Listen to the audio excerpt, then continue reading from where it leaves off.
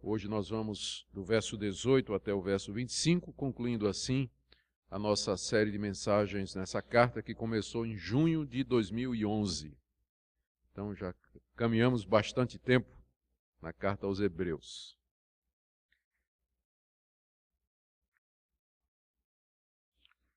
Passamos à leitura então.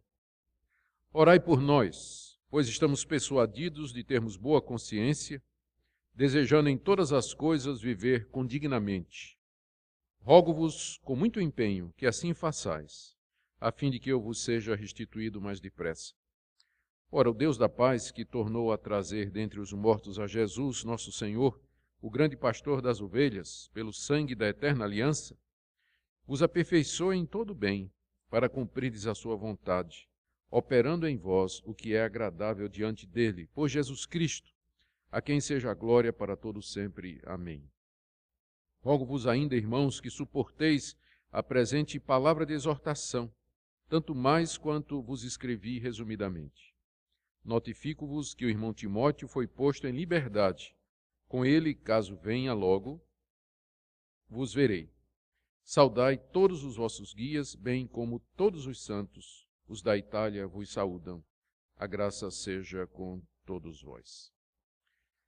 Ao contrário das demais cartas do Novo Testamento, nós aprendemos mais acerca do autor dessa carta no fim dela do que no começo. As demais cartas do Novo Testamento geralmente começam com o autor se identificando. Por exemplo, Paulo, apóstolo de Jesus Cristo. Em seguida ele diz os destinatários, aos cristãos em Roma. E aí ora por eles, pede a misericórdia de Deus sobre eles. Agora essa carta é o contrário.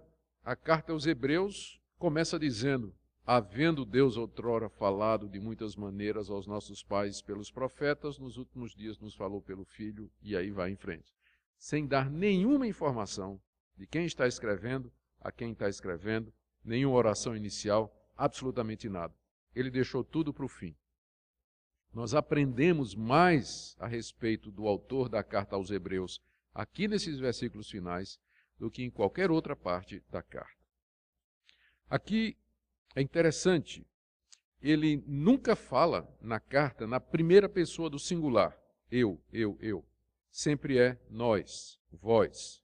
Com exceção do capítulo 11, verso 32, quando ele diz assim: o que mais eu direi? Porque me falta o tempo necessário para falar de...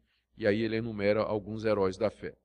A exceção do capítulo 11, verso 32, a única parte em que ele se refere a ele na primeira pessoa do singular é aqui, a partir do verso 18 até o final, o que mostra então que é realmente um pedaço autobiográfico, em que ele começa a falar de si, chega mais perto, né, parou de pregar e agora está nos anúncios, vamos dizer assim. Não é?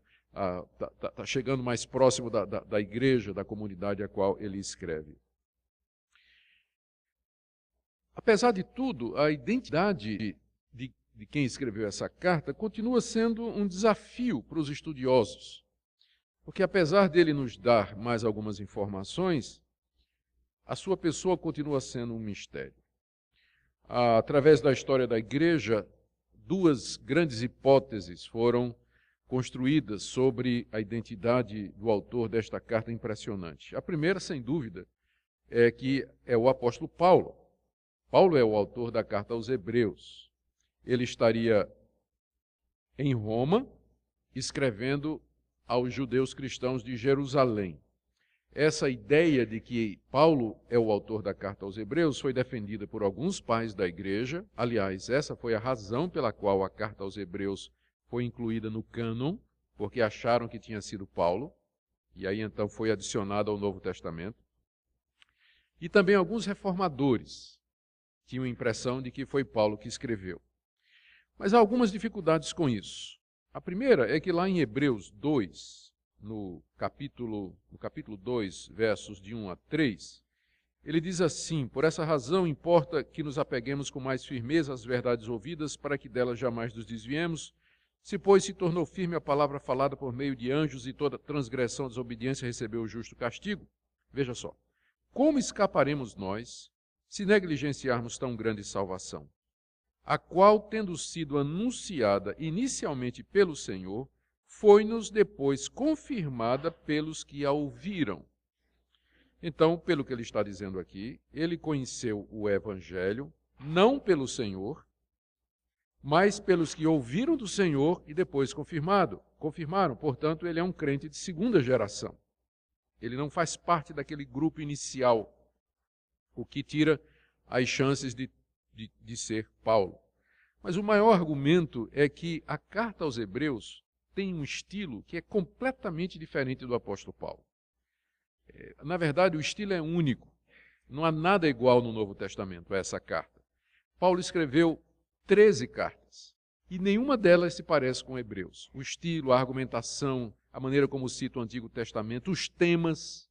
Só a carta aos Hebreus, por exemplo, enfoca Jesus como sumo sacerdote, que subiu aos céus depois de ter efetuado um sacrifício completo por nós, e isso à luz das instituições do Antigo Testamento, que ele explica com propriedade e detalhes.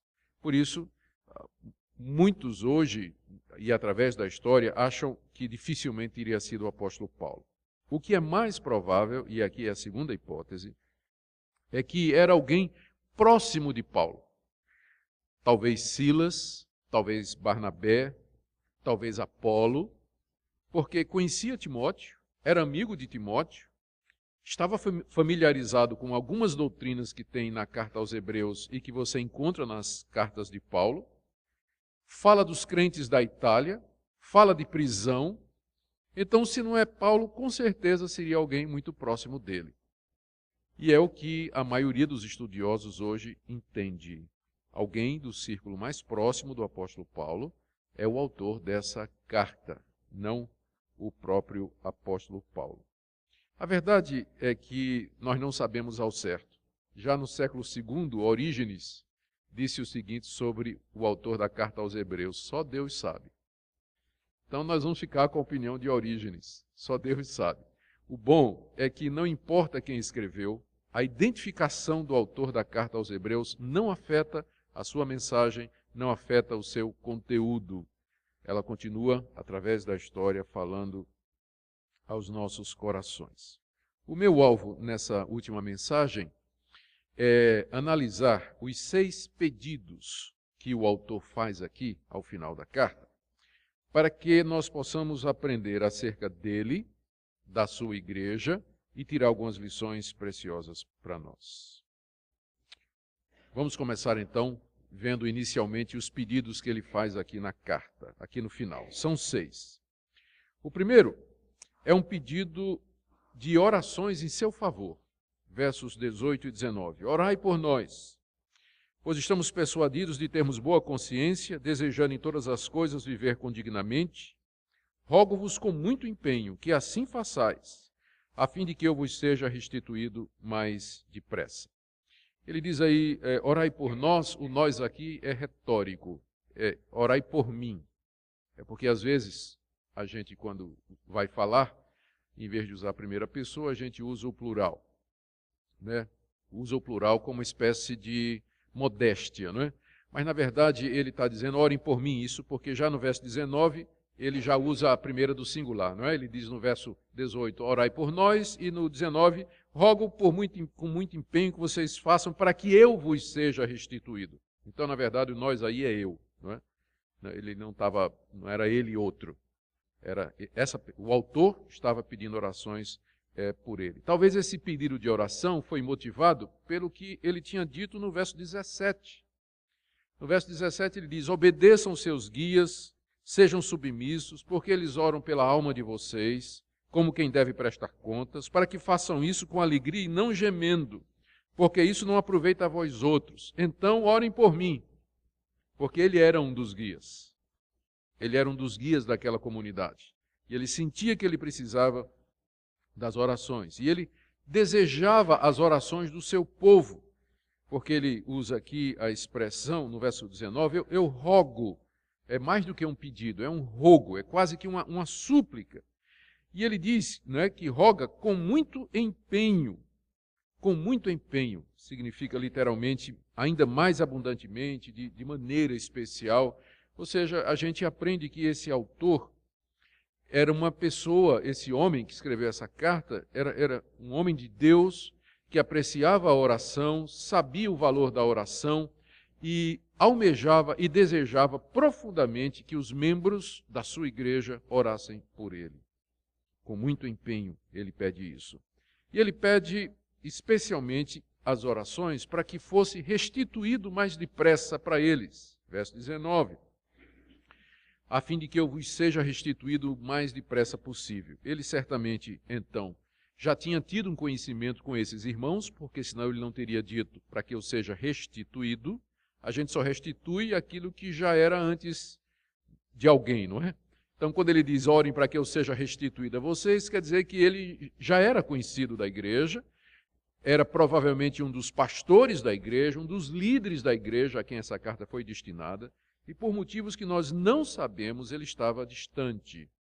Ele não podia estar com eles. Com certeza ele não estava preso, porque no verso 23 ele diz que se Timóteo for colocado, quando Timóteo, ele diz que Timóteo saiu da cadeia, e que quando Timóteo vier, aí eu vou com ele fazer uma visita a vocês. Uma pessoa que está presa não pode fazer planos dessa natureza, não é? Então ele não estava preso, mas alguma coisa o impedia de estar com a igreja. E, por isso, sentindo a necessidade do rebanho, estando distante do rebanho, sentindo que as perseguições estavam se tornando cada vez mais fortes, e com o objetivo de ajudar o seu rebanho a permanecer firme e não se desviar do evangelho, especialmente voltar atrás para o judaísmo, é que ele escreveu essa carta. Com o objetivo de pastorear à distância o seu rebanho e impedir que ele, então, que alguns do rebanho apostatassem, negassem a Jesus e voltassem para o judaísmo de onde eles tinham saído a princípio. E ele apresenta uma razão pela qual ele pede as orações, que está aí no verso 18. Orai por nós, pois estamos persuadidos de termos boa consciência e desejando em todas as coisas viver com dignamente. O que ele diz assim, orem por mim, porque até onde eu avalio, até onde eu entendo, eu escrevi essa carta em boa consciência. Eu não tive nenhuma má intenção, não queria ofender nenhum de vocês, não queria acusar ou criticar vocês e dizer que vocês todos já apostataram. Eu, na verdade, tenho o desejo de, em todas as coisas, viver de maneira digna de Deus. Aqui você encontra um pastor explicando ao seu rebanho de que ele não é mal intencionado, porque escreveu uma carta pesada. A carta aos Hebreus é uma carta pesada. No capítulo 6, ele fala a respeito ele mais ou menos diz, se vocês negarem a Jesus, não há possibilidade de arrependimento, vocês estão condenados, vocês vão para o inferno. E não só no capítulo 6, mas em várias outras partes da carta, ele afirma com muita seriedade e firmeza o que vai acontecer se eles negassem a Jesus. Então, quem lesse a carta, se você fosse membro da igreja que recebeu aquela carta, você poderia pensar que havia alguma outra intenção, que o pastor estava irado, que ele estava achando que a igreja toda estava se desviando, e aqui ele diz, não é nada disso, orem por mim, eu fiz isso em boa consciência. Em tudo eu quero viver de maneira digna de Deus. Não há nenhuma má intenção. Eu escrevi essa carta por amor a vocês e com o desejo realmente de abençoar a vida de vocês. Então esse é o seu primeiro pedido. Ele pede a oração da igreja em seu favor, porque ele quer voltar logo para o convívio da igreja e quer que a igreja o receba, porque ele não tem nenhuma má intenção, ele tem boa consciência em tudo aquilo que ele fez. Em seguida, o segundo pedido, já talvez até para dar o exemplo, ele ora pelos seus leitores. Verso 20 a 21. Vem sob a forma de uma bênção, mas na verdade a gente sabe que a bênção é um tipo de oração. Ele diz, ora, o Deus da paz, que tornou a trazer dentre os mortos a Jesus, nosso Senhor, o grande pastor das ovelhas, pelo sangue da eterna aliança, vos aperfeiçoe em todo bem, É isso que ele está pedindo, não é? Para cumprirdes a sua vontade, operando em vós o que é agradável diante dele, por Jesus Cristo, a quem seja a glória para todos sempre. Amém. O que é que ele está pedindo a Deus aqui em favor do seu rebanho? Ele pede primeiro que Deus os aperfeiçoe em todo bem. Início do verso 21. Eles já eram crentes, eles praticavam o bem, eles conheciam a verdade, mas a carta toda ele vem dizendo, vocês têm que crescer, vocês precisam amadurecer, vocês precisam se aperfeiçoar. Várias vezes na carta esse verbo aparece, aperfeiçoar, que significa tornar alguma coisa melhor, levar alguma coisa ao seu cumprimento, desenvolver alguma coisa à sua capacidade máxima. E ele vem dizendo o tempo todo, vocês têm que se aperfeiçoar, vocês têm que crescer, têm que deixar para trás os fundamentos, têm que deixar o ABC, vocês têm que se tornar mestres pelo tempo que já decorreu. E agora ele ora para que Deus faça aquilo, que Deus vos aperfeiçoe. E aqui você vê essa combinação maravilhosa da soberania de Deus e da responsabilidade humana. Até aqui ele vem dizendo, vocês têm que se aperfeiçoar. E aqui ele diz, Deus vai aperfeiçoar vocês. A graça de Deus, a ação de Deus combina de uma maneira misteriosa com a responsabilidade humana. Deus opera em nós aquilo que ele mesmo pede.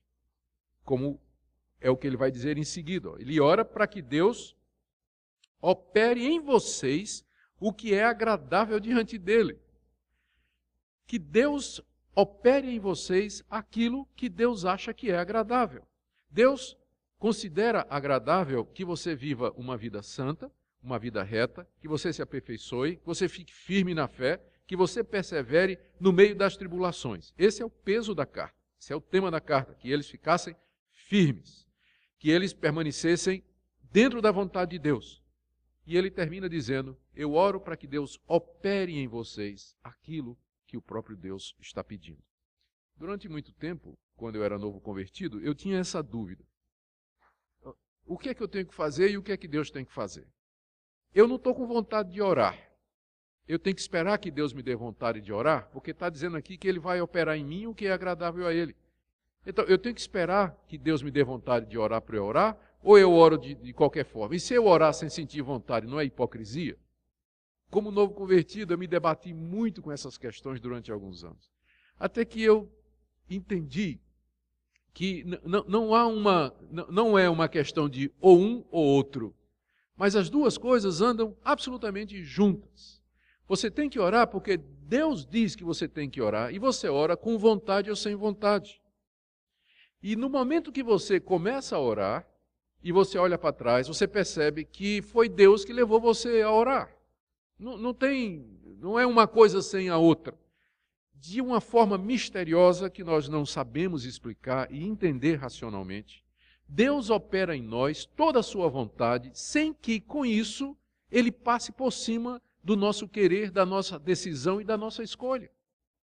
Por isso que a Bíblia se dirige para os crentes e diz, faça isso, faça isso, faça isso, obedeça, renuncie a isso, tome sua cruz, entre pela porta estreita e ao mesmo tempo diz, é Deus quem opera em vocês todas estas coisas. Sem a operação de Deus no seu coração, você não poderia fazer nenhuma delas. Ao mesmo tempo, é sua responsabilidade fazer estas coisas. Elas se combinam, elas andam juntas. Uma vez perguntaram a Carlos Spurgeon, o famoso batista reformado, a respeito da doutrina da predestinação. Ele disse, como é que você reconcilia a soberania de Deus e a responsabilidade humana? Ele diz, eu nunca reconcilio amigos. Eles não são inimigos. Não precisa de reconciliação. Eles andam juntos, de acordo com a Bíblia. E é o que nós encontramos aqui. Depois de 13 capítulos dizendo para aqueles cristãos, fiquem firmes, se vocês voltarem atrás, vocês estão perdidos, perseverem, não deixem de se congregar. Ele diz, Deus é quem opera em vocês, tanto querer quanto efetuar. É Ele que realiza em vocês a operação necessária para que vocês cumpram a sua vontade. Essa oração que ele está fazendo, aí no verso 21, 20 e 21, é mediante Jesus. É mediante Jesus Cristo. Não é? Ele diz no verso 21 que Deus opera em vocês o que é agradável diante dele por Jesus Cristo. Essa operação de Deus nos nossos corações, para que nós façamos a sua vontade, ela vem por causa do sacrifício do Senhor Jesus, que é o nosso mediador. Num certo sentido, o Senhor Jesus, na cruz do Calvário e na ressurreição, cumpriu toda a lei de Deus por nós, satisfez todas as suas demandas e exigências e comprou para Deus um povo que lhe é peculiar, um povo que lhe é agradável. É por conta de Jesus e somente mediante Jesus que Deus opera dessa maneira no seu povo. Deus age no mundo de diversas maneiras. Ele age no meio dos incrédulos, ele age no meio dos ateus, dos ímpios, dos povos pagãos. A sua graça atua em toda a humanidade. É o que nós chamamos da graça comum. Através dessas operações comuns de Deus no mundo, é que nós ainda temos ordem, respeito, civilidade, regras. O mundo funciona porque Deus age no mundo e impede que a humanidade se destrua por causa do pecado. Mas tem algumas operações do Espírito Santo que são destinadas somente aos eleitos. Salvação, regeneração, novo nascimento, santificação, adoção, plenitude do Espírito, dons espirituais. Estas operações são somente e exclusivamente para os eleitos de Deus, para o povo de Deus, mediante Jesus Cristo. Porque foi por meio de Jesus que esse povo, ou é por meio de Jesus que esse povo pode receber estas operações especiais. Deus opera em nós o que é agradável diante dele por meio de Jesus Cristo. É por isso que ele termina o verso 21 dizendo: a quem seja a glória para todo sempre. Amém. Sim, porque é através de Jesus que nós somos tornados, ou somos aperfeiçoados por estas operações poderosas de Deus em nosso coração e na nossa alma. Por isso, toda a glória sempre seja para Jesus. Não é mérito nosso, mas é do nosso mediador. Eu não pulei o verso 20, eu não esqueci o verso 20. Eu deixei ele para o fim, porque eu acho que o peso é melhor. Fica mais claro agora. Porque veja, ele fez esses pedidos, mas veja como é que ele se dirige a Deus. Ele diz no verso 20, ora, o Deus da paz, então essa paz aqui é a justificação que produz a paz entre Deus e os homens. Não o sentimento de paz, mas é a cessação da hostilidade entre Deus e nós. Pelos nossos pecados, estamos numa atitude de guerra diante de Deus. Mas o Deus da paz vem a nós através de Jesus e nos reconcilia com Ele. Somos justificados e perdoados. Então, ora, o Deus da paz, e ele continua, que tornou a trazer Jesus dos mortos. Aqui está a base sobre a qual esse Deus faz a paz. A ressurreição de Jesus. Está implícita a sua morte. Mais adiante ele menciona o sangue da aliança. Mas aqui ele enfoca a ressurreição. É esse Deus que trouxe Jesus de entre os mortos, que venceu a morte, que fez o corpo morto e sepultado de Jesus voltar à vida, respirar outra vez, vir à existência outra vez. É esse Deus a quem ele pede que opere em nós o que é agradável à sua presença. O parâmetro é o seguinte: se Deus é poderoso para ressuscitar mortos, e ele ressuscitou Jesus Cristo, ele é poderoso para operar em você e em mim aquilo que ele deseja. Não há limites para o seu poder. Por isso que eu deixei para o fim, para mostrar que essa é a base em cima da qual ele ora pelos seus leitores. Ora, que o Deus da paz que ressuscitou a Jesus opere em vocês o que lhe é agradável. Como que dizendo, ele pode fazer. E ele fez e ele fará.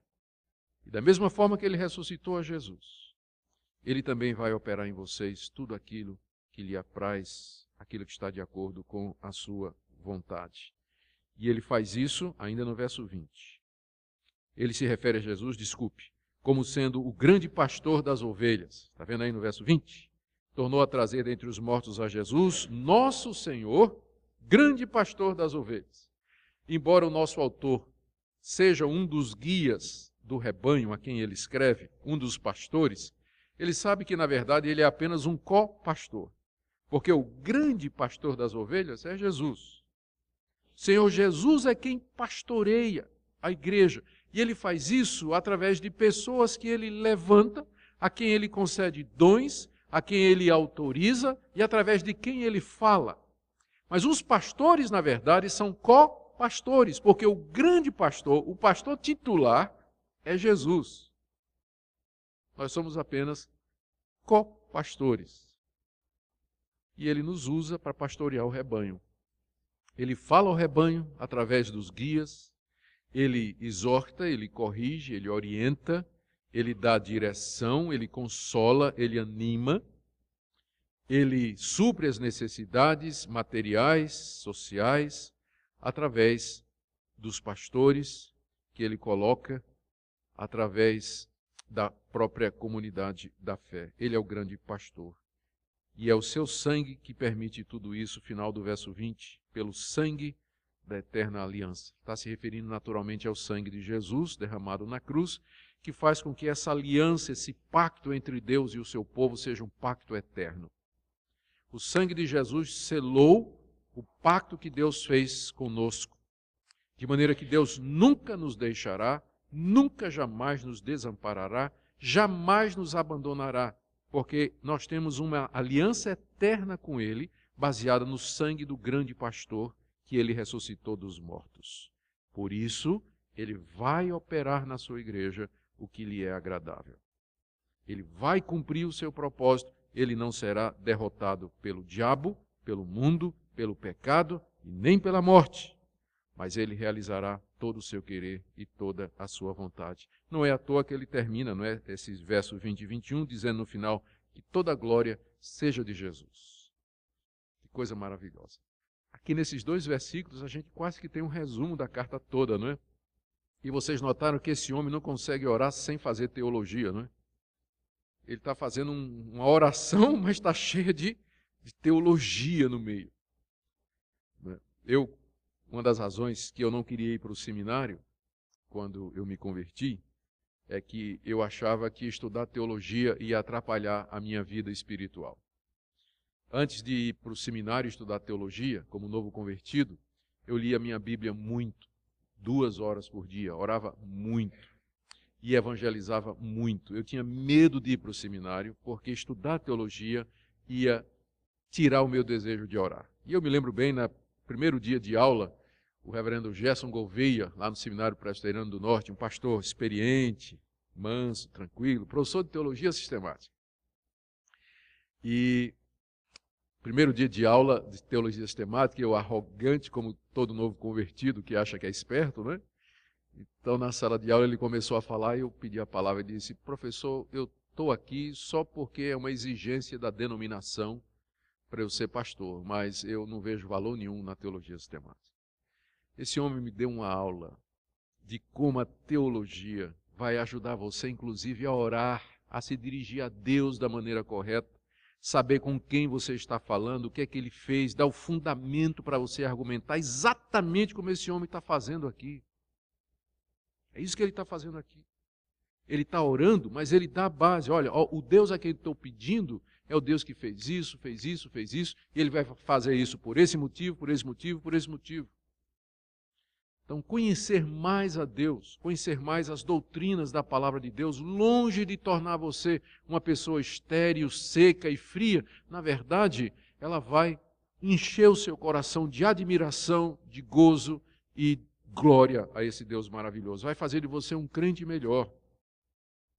Conhecer a Deus, a sua palavra, as doutrinas principais da Escritura.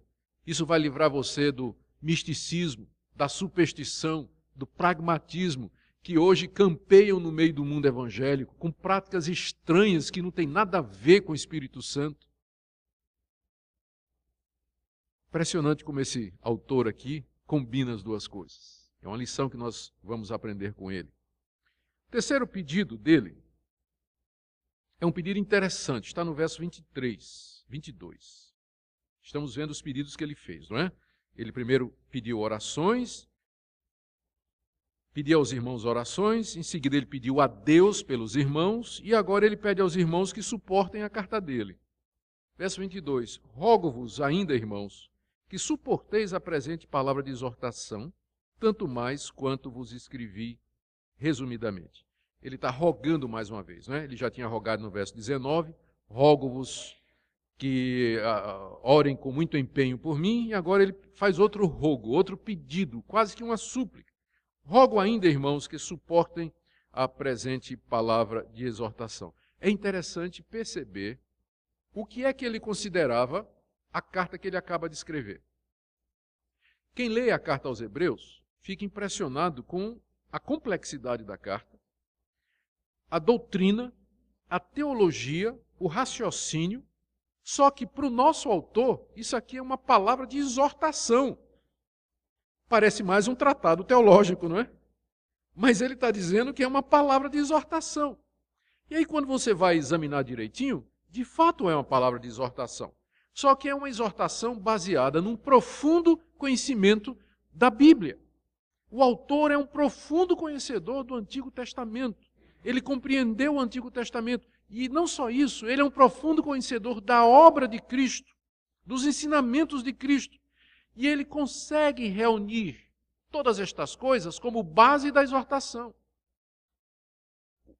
A estratégia dele na carta para exortar os seus leitores a não abandonar o Evangelho é mostrar a superioridade de Cristo a Moisés, a Arão, aos sacerdotes, aos sacrifícios, a superioridade da nova aliança com relação à antiga, do Novo Testamento em relação ao antigo. Ou seja, é uma exortação, mas embasada, enraizada em teologia, em conhecimento da Escritura, em doutrina. E ele chama isso uma palavra de exortação. Outra coisa é que ele diz que foi breve. Gente, Hebreus é a maior carta do Novo Testamento. Ele disse que escreveu resumidamente.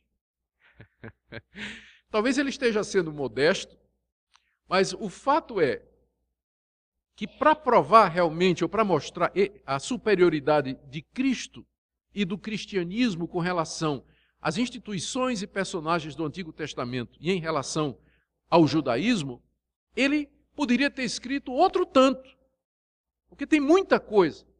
Então, ele diz que escreveu apenas resumidamente. E aí ele pede, suportem, porque não é muito longa, dá menos de 1 hora para você ler Hebreus. É mais ou menos o tempo de um sermão. Então tenham paciência, irmãos e irmãos. A carta não é muito longa. É uma exortação que você lê e medita num instante. Ele quase que está pedindo desculpas. Por que ele faz isso? Eu acho que tem a ver com aquilo que ele disse no início, eu tenho boa consciência. Ele diz, suportem o que eu estou escrevendo. A minha intenção não é destruir vocês. A minha intenção não é machucar vocês. A minha intenção, embora eu tenha sido incisivo e duro na carta, na verdade, é exortar vocês para que vocês não abandonem a Cristo, para que vocês continuem firmes na palavra de Deus. Irmãos, faz sentido essa abordagem nossa que nós estamos fazendo, porque a carta aos Hebreus é o rompimento mais radical com o Antigo Testamento que você encontra no Novo. Paulo, na carta aos Gálatas, ele rompe mesmo com o judaísmo. E na carta aos Romanos também, embora de maneira mais branda. Mas a carta aos Hebreus, ela é bastante radical quando diz que a antiga aliança, a lei, o templo, aquelas instituições, o sacrifício, ele diz, é coisa velha, é coisa antiga, está passando, não tem valor nenhum, não serve para nada. E os leitores dele eram judeus que tinham se convertido a Jesus. Então, para quem é judeu, convertido a Jesus recentemente, receber uma carta dessa dizendo, não volta para trás porque nada daquilo mais vale alguma coisa, aquilo poderia chocar. Por isso ele diz, suportem essa palavra de exortação. Eu tenho uma boa consciência, eu escrevi por amor a vocês. E é uma carta breve, poderia ser o dobro, se eu fosse argumentar tudo que eu tenho para argumentar com respeito a Jesus ser superior a Moisés, Arão, Josué, todas as instituições do Antigo Testamento e assim por diante. Esse é o terceiro pedido dele. O quarto pedido está aí no verso 23, e não é bem, é um pedido implícito. Ele diz assim: notifico-vos que o irmão Timóteo foi posto em liberdade. Com ele, caso venha, logo vos verei. Portanto, ponha água no feijão, porque eu vou com Timóteo visitar vocês. Então, é mais ou menos um pedido, né? É um aviso de que ele vai visitar, e com isso um pedido implícito de aceitação. Não é? Então, ele está querendo voltar logo ao convívio da igreja, está esperando uma decisão de Timóteo. Timóteo estava preso, provavelmente por causa da pregação do Evangelho. Isso era muito comum naquela época. O livro de Atos está cheio de relatos semelhantes a este, e ele está só aguardando que Timóteo, que acabara de sair da prisão, tomasse uma decisão. Timóteo, vamos lá visitar os irmãos? Estou pensando. Então ele estava aguardando uma decisão de Timóteo. E se Timóteo viesse logo, decidisse logo, então os dois iriam voltar lá para a igreja e estaria com os irmãos. Então aqui você vê o desejo dele de estar de volta com o seu povo e mais ou menos pede já que estejam preparados para recebê-lo juntamente com Timóteo no seu retorno. O amor que ele tinha por esse povo. O quinto pedido está aí no verso 24. Saudai todos os vossos guias, bem como todos os santos. Os da Itália vos saúdam. O que me impressiona aqui nesse pedido para que eles saúdem os guias é que ele era um desses guias que estava longe. E ele não se via, apesar da enorme capacidade desse homem. Eu duvido que entre os guias que tinha ficado na igreja houvesse algum que chegasse ao menos perto da capacidade dele, demonstrada aqui nessa carta. Esse homem era provavelmente o mestre dos mestres daquela região ali. Não tinha ninguém perto dele. Mas quando ele escreve para a igreja, estando longe, diz: saúdem os guias. Como quem diz assim: eu não me considero uma estrela, carreira solo. Eu não me considero o único pastor da igreja. Aos meus colegas, os demais guias, saúdem, reconheçam, diga que eu estou mandando um abraço, que eu estou orando por eles. São meus colegas de trabalho. Você não vê aqui nenhuma atitude de superioridade, de desprezo, mas de reconhecimento. Esse homem sabe trabalhar em equipe. Ele sabe que Deus colocou na igreja pastores e que só tem um que é o grande pastor, Jesus, e que ele faz parte de uma grande equipe. Saudai os vossos guias. E não só isso, saudai todos os santos. Santos aqui são os crentes. A gente fica um pouco receoso hoje de nos chamarmos de santos, não é? Por causa dos santos da Igreja Católica. A Igreja Católica sequestrou esse nome para alguns santos especiais. Santo Antônio, São Joaquim, São Pedro, São Zeferino e um monte de santa também. Então a gente fica com medo de usar esse nome que é o nome bíblico para os irmãos.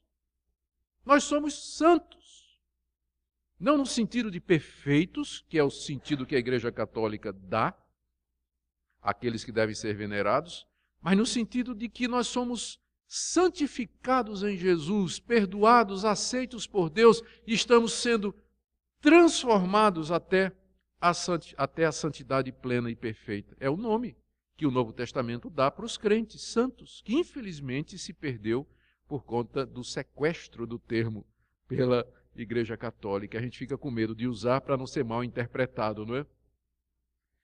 Mas não estaria errado eu dizer aqui, eu queria chamar o santo irmão Sérgio para nos dirigir em oração.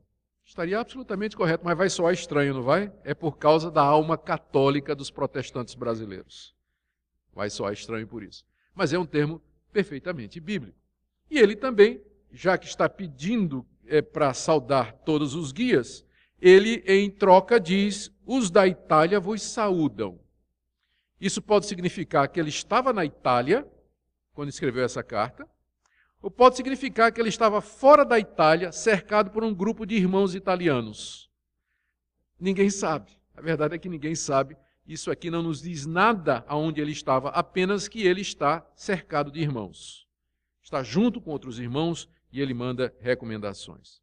O último pedido, sexto pedido, é o finalzinho, final da carta. A graça seja com todos vós. É o que ele pede, a graça. E é o que nos basta, não é? Não é isso que Paulo disse? Ele diz que Deus lhe apareceu no meio dos sofrimentos, do espinho na carne, e disse: Paulo, eu não vou tirar o teu espinho, porque a minha graça te basta. A graça de Deus é o favor dele, é a misericórdia dele, é o seu amor por nós, que faz com que ele opere em nós tudo o que é necessário. Tudo o que nós precisamos se resume nessa palavra: a graça de Deus, a misericórdia de Deus, o favor de Deus. Para pecadores como nós, a graça é a melhor coisa que nós poderíamos receber da parte de Deus. E é assim que ele termina a carta, é o seu sexto pedido. Ele pede que a graça de Deus seja com todos eles, que é o pedido característico de todas as cartas do Novo Testamento quando chega ao final. Meus irmãos, o que é que nós podemos aprender a respeito desse homem a partir desses pedidos? E aí eu vou terminar. Primeira coisa, ele era um homem de ação. Aprendemos isso. Apesar de toda a sua cultura, de todo o seu conhecimento teológico e autoridade espiritual, ele não dispensava as orações do povo de Deus em seu favor. Todo verdadeiro homem de Deus cobiça, almeja, deseja profundamente as orações do povo de Deus, porque ele sabe que são estas orações que o sustentam no meio das dificuldades. Segunda coisa que nós aprendemos é que ele estava muito preocupado por causa das perseguições que o seu rebanho estava passando. Daí ele escreveu essa palavra de exortação. Mesmo distante, ele não conseguiu esquecer seu povo. Seu coração estava ali, ele tem um coração pastoral. Ele precisava fazer alguma coisa, ele se importava. Ele sabia que ia dar conta da alma do rebanho, como está aqui no capítulo 13, versos 7 e 17. Terceira coisa que nós aprendemos, que ele era um profundo conhecedor da pessoa e da obra de Jesus Cristo e das escrituras do Antigo Testamento. Quando ele exorta, ele faz isso em cima da teologia. Quando ele ora, a oração parece mais um tratado teológico. Quarto, ele estava preocupado que a sua carta não fosse... ele estava preocupado que a sua carta fosse mal interpretada e recebida com desconforto. Por isso, ele procura tirar toda a dificuldade, dizendo: irmãos, orem por mim, eu tenho boa consciência. É uma palavra curta, suportem, é uma palavra de ânimo e de encorajamento. Outra coisa que nós aprendemos é o respeito que ele tem pelos guias da igreja na sua ausência, e queria que os crentes reconhecessem e respeitassem também. E o que é que isso tudo tem a ver conosco? Eu vou tentar aplicar. Primeiro, para aqueles que estão aqui na nossa igreja e que são guias. Nós temos aqui pastores, presbíteros, diáconos, professores, gente que está em posição de liderança. O que é que nós aprendemos? O que é que Deus quer nos ensinar através dessa passagem e do exemplo desse homem? Primeiro, a necessidade de orar pelo rebanho. Liderar não é só mandar e dar o exemplo, mas envolve também orar pelo povo, orar pelas suas necessidades, suplicar a Deus por eles. Segunda coisa, é necessário exortar com firmeza, clareza, cheio de zelo e amor, quando o rebanho está errado. É isso que esse homem está fazendo. Ser pastor, ser guia, não é simplesmente tentar ser popular e agradável e passar a mão no irmãozinho que errou, na irmãzinha que errou. Às vezes, amar significa corrigir, confrontar, repreender e enfrentar. É isso que ele está fazendo aqui. Palavra de exortação. É isso que significa. Tem gente que quer manter-se na liderança simplesmente dizendo o que o povo quer ouvir. Tem muita gente que constrói um ministério só falando sermão bonito, dizendo coisas agradáveis. Nunca fala contra o pecado. Nunca fala do inferno. Nunca fala do juízo de Deus, da ira de Deus, porque desagrada o povo vai embora, ninguém quer ouvir estas coisas. Esses não são guias, são lobos devoradores. São falsos profetas que querem se promover às custas de um evangelho falsificado. Outra coisa que nós aprendemos com esse homem é a importância da doutrina, gente. Esse homem não consegue orar sem basear em doutrina, ele não consegue exortar sem ser em cima do entendimento do Antigo Testamento. É uma lástima que na igreja evangélica hoje se faça essa distinção que estudar, a letra mata, a teologia, isso tudo. Não, não. A teologia não mata. O que mata são teólogos que não têm Deus. A teologia em si é boa. Ela foi dada para nos fazer crescer, para nos ensinar a orar, a conhecer mais a Deus. Outra coisa, estou falando aos guias, que nós aprendemos com esse homem, é nos reconhecer uns aos outros. Ele era, acredito, o principal, mas ele diz para a igreja, saúdem os irmãos, saúdem os outros pastores, respeitem os demais colegas. Há muita competição no meio evangélico entre pastores. Gente que quer ter o primeiro lugar. Muitas das divisões no meio evangélico é por conta disso. Gente que quer ter o seu espaço, o seu ministério, o seu povo e o seu dinheiro. E aí tem muita briga, muita disputa. Aprendamos com este homem a nos respeitar, reconhecer que Deus tem diferentes dons e talentos a nos dar, que ninguém é igual a ninguém nesse sentido. Nós somos todos diferentes e Deus nos usa cada um. No zoológico de Deus tem muito bicho diferente. Pode ter certeza disso. E Ele vai usar, para a glória dele. E, finalmente, os membros da igreja, os santos. O que é que os santos aprendem aqui? Primeiro, orem pelos seus guias. Façam de nós o objeto das suas orações. Com muito empenho nós pedimos isso. Lembrem de nós, não se esqueçam de orar por nós. A luta é grande, nós vamos dar contas. Eu estou falando em nome de todos os guias. Segundo, ouça com atenção e paciência as exortações, porque eu prego resumidamente. Porque nós falamos resumidamente. A gente poderia falar 1 hora, 2 horas, 3 horas. Nós não fazemos isso. Falamos 40 minutos. Quando eu exagero, falo 1 hora. Às vezes o reverendo Sérgio, o reverendo Leandro também podem falar esse tanto.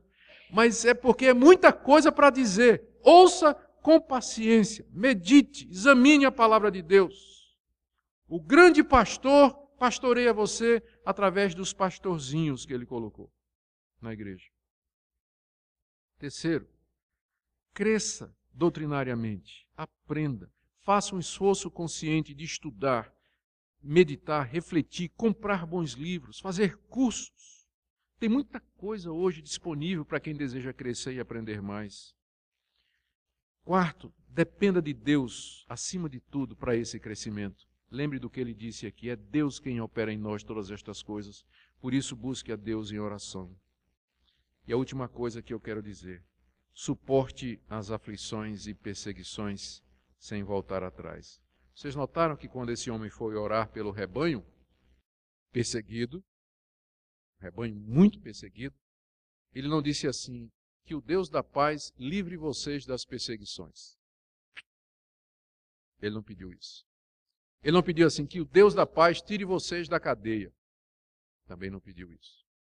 Que o Deus da paz livre vocês da polícia. Também não pediu isso.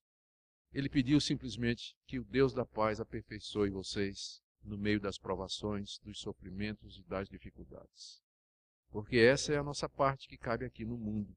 Todo que quiser viver piamente em Cristo Jesus sofrerá perseguição. É isso que a carta aos Hebreus nos ensina, e eu espero em Deus que a exposição dessa carta durante estes anos tenha servido para animar os irmãos, confortá-los, exortá-los, fortalecê-los, encorajá-los e enchê-los de alegria, de ânimo e desejo de servir ao Senhor. Amém? Deus bendito. Muito obrigado por essa carta, obrigado pelo seu autor, cujo nome não aparece, mas o Senhor sabe quem foi. E um dia nós o encontraremos na cidade santa, no Monte Sião, na Jerusalém celestial, na Assembleia dos Santos, junto com os milhares de anjos e os espíritos dos justos aperfeiçoados. Um dia juntos estaremos, ó Senhor, naquela grande reunião por toda a eternidade. Enquanto nós aguardamos o momento da redenção, opera em nós o que é agradável diante de Ti, para que nós vivamos para a Tua glória, perdoando os nossos pecados e tendo misericórdia de nós. Em nome de Jesus, o grande pastor das ovelhas, cujo sangue selou a eterna aliança, nós oramos. Amém.